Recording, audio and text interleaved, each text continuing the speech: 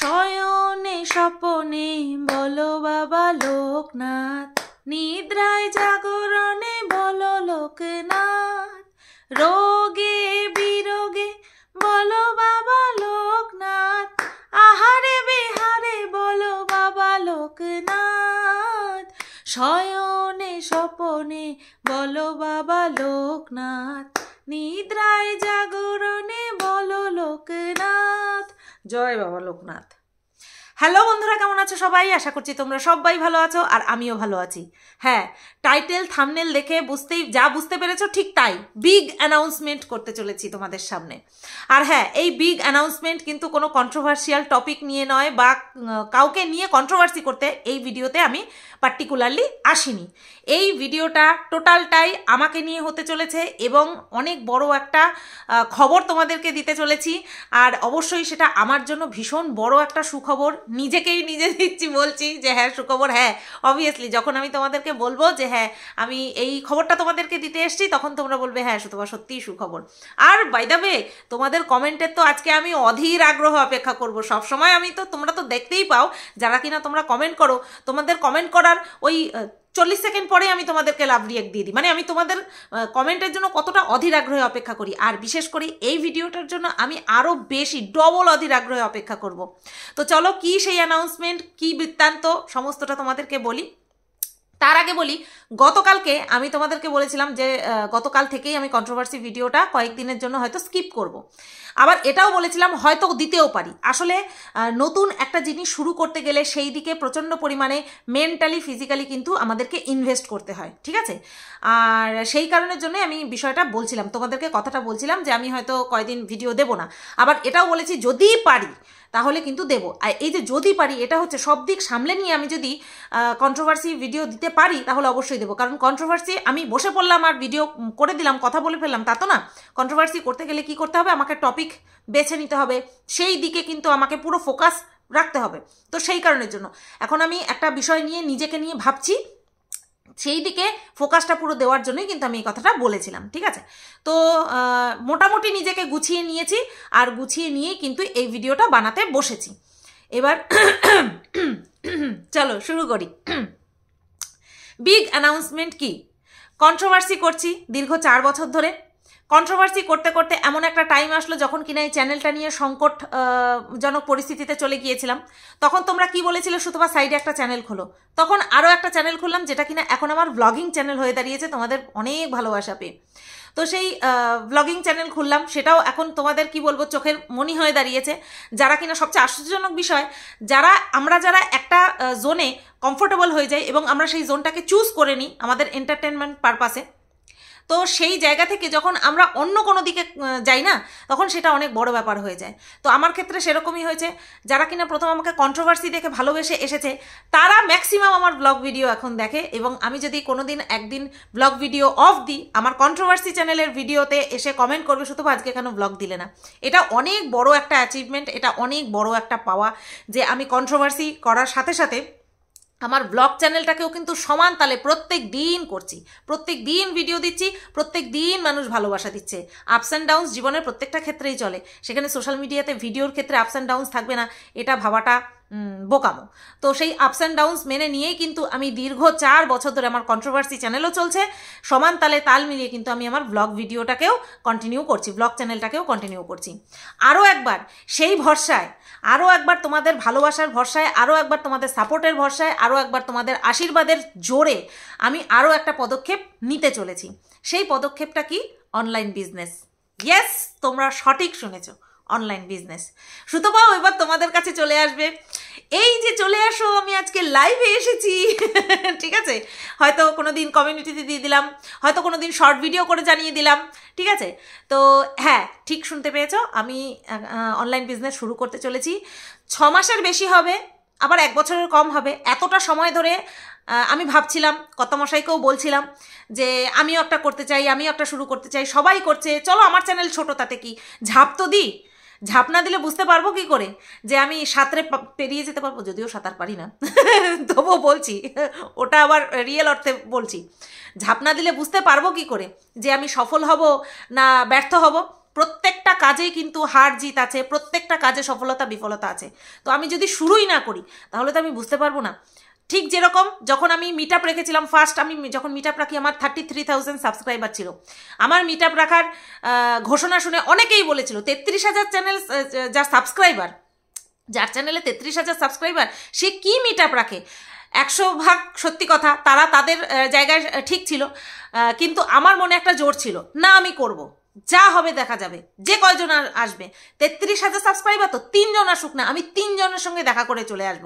তো এরকম একটা, আর সেই মিট আপ নিয়ে যাই হোক আমি আর কোনো কিচ্ছুতে ফোকাস করতে চাই না, আমি কোনো কিচ্ছু ভাবতে চাই না, কোনো কিচ্ছু মনে রাখতে চাই না। তো সেই মানে কি বলবো, চরম প্রতিকূল পরিস্থিতিতে যদি আমি সফল হয়ে বেরিয়ে আসতে পারি, তাহলে কেন আমি আরও একটা বোল্ড স্টেপ নিতে পারবো না?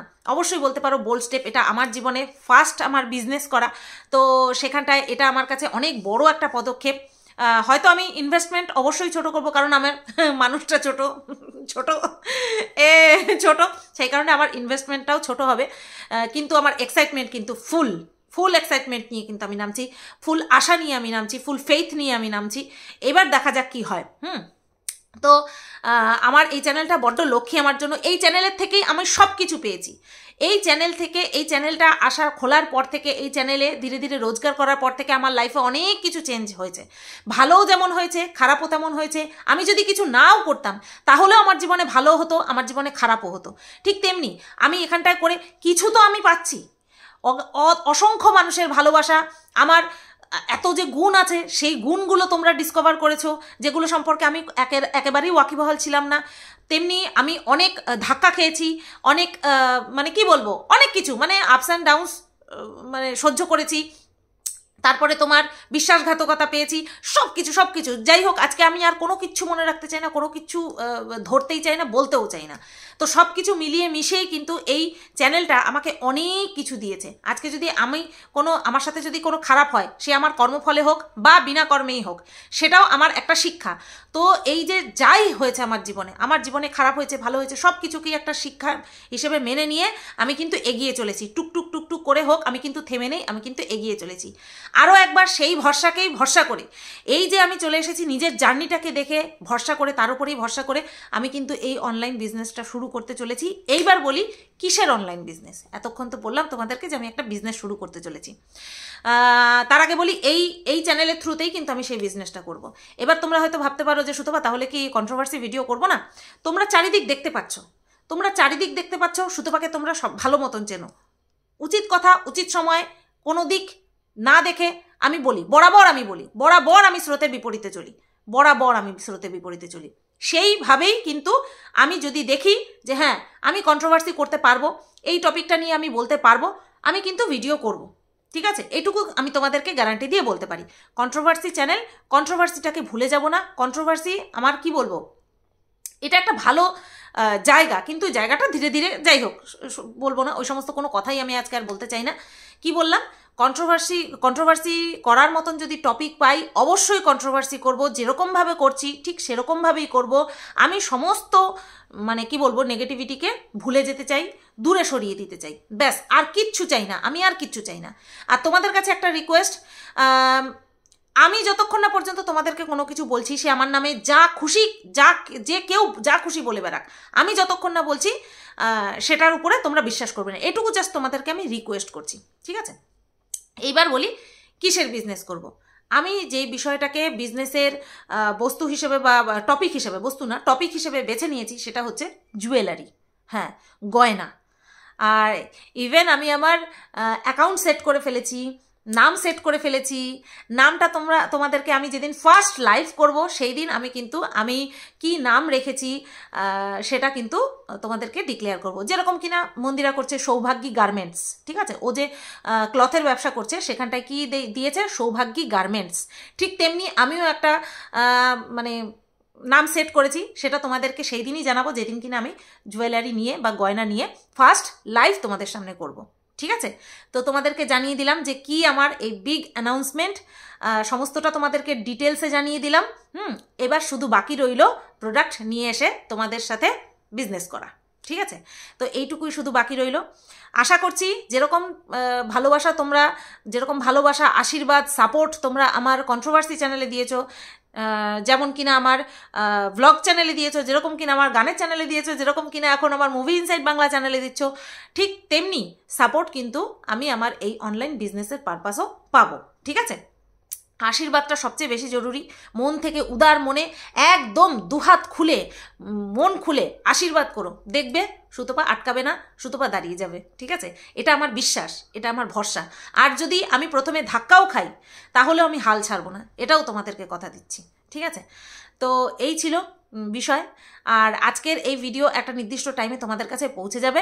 আর আজকে আমি তোমাদের কমেন্ট পাওয়ার জন্য ভীষণ পরিমাণে অধীর আগ্রহে অপেক্ষা করব।